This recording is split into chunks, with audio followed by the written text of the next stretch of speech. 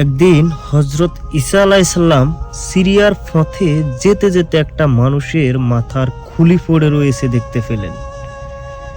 সেই খুলিটার সাথে কথা বলবার জন্য তার খেয়াল হলো।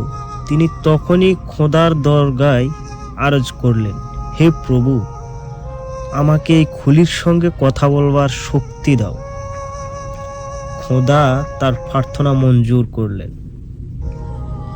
হযরত ঈসা আলাইহিসসালাম খুলিকে বললেন, হে অপরিচিত কঙ্কাল, তোমাকে যে কথা জিজ্ঞাসা করব তার ঠিক ঠিক উত্তর দাও। বলবার সঙ্গে সঙ্গে ঈসা আলাইহিসসালাম শুনতে পেলেন পরিষ্কার ভাষায় সেই খুলিটা কালেমা শাহাদাত পাঠ করল।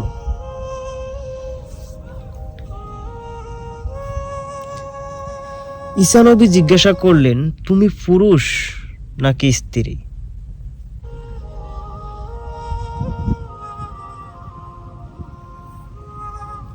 খুলি উত্তর করল, পুরুষ।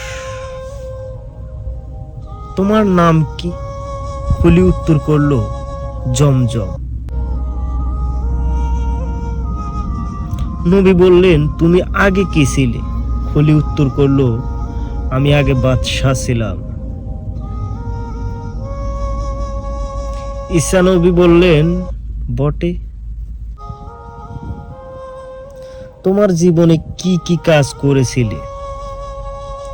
খুলি উত্তর করল, আমি আগে একজন বাদশাহ ছিলাম। ধন দৌলত, হীরা জহর, লোক লস্কর আমার এত বেশি ছিল যে দুনিয়ার বাদশারা তা দেখে অবাক হয়ে যেত। তারা আমাকে খুব ভয় আর সম্মান করত। আমি কিন্তু কারো উপর অত্যাচার করিনি। গরিব দুঃখীদের সাধ্যমতো দান করতাম। সমস্ত দিন নিজের কাজে ব্যস্ত থাকতাম, কিন্তু ভুলে কখনো খোদার নাম মুখে আনতাম না। এমনি করে অনেক দিন আমি বাদশাহী করেছিলাম। একদিন দরবারে বসে কাজ করছি, এমন সময় হঠাৎ আমার মাথা ব্যথা হলো। যন্ত্রণা ক্রমে ক্রমে বাড়তে লাগলো, কিন্তু যন্ত্রণা ক্রমে অসহ্য হয়ে উঠল। যেখানে যত বড় হেকিম ছিল, চিকিৎসার জন্য তাদের সকলকে ডাকা হলো, কিন্তু কিছুতেই কিছু হলো না। যন্ত্রণায় চটপট করতে লাগলাম, মাঝে মাঝে অজ্ঞান হয়ে পড়তে আরম্ভ করলাম। এমন সময় হঠাৎ একটা আওয়াজ আমার কানে ঢুকলো। কে যেন চিৎকার করে বলছে, জমজমের প্রাণ বের করে দোজখে ফেলে দাও।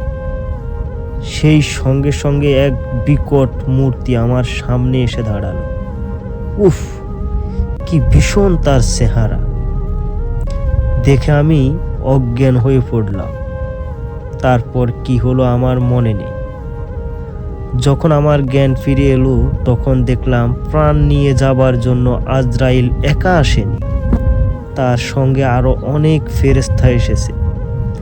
তাদের কারো হাতে লোহার ডান্ডা, কারো হাতে শিক, কারো হাতে তলোয়ার। সমস্তই আগুনের ফোড়ান, জবা ফুলের মতো রাঙ্গা। তারা সেই সমস্ত দিয়ে আমাকে সেকা ও খোঁচা দিতে লাগলো। আমি যন্ত্রণায় চিৎকার করে বলতে লাগলাম, ওগো, তোমরা খুঁচিয়ে খুঁচিয়ে আমায় মেরো না, আমায় ছেড়ে দাও।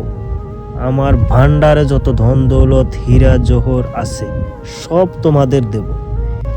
এই কথা শুনতে তাদের মধ্যে একজন লোহার মতো শক্ত হাতে আমার গালে একটা থাপ্পড় দিয়ে বলল, আরে নাদান, খোদা কারো ধন দৌলতের পরোয়া করে না।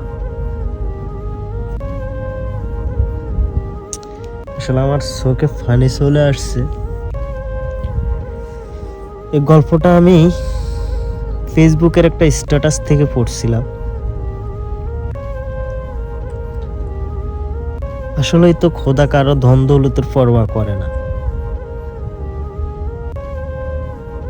খোদা আমাদেরকে ধন দৌলত দেয়, কিন্তু কারো কাছ থেকে তার ধন দৌলত চাওয়ার নাই, মানুষের আছে।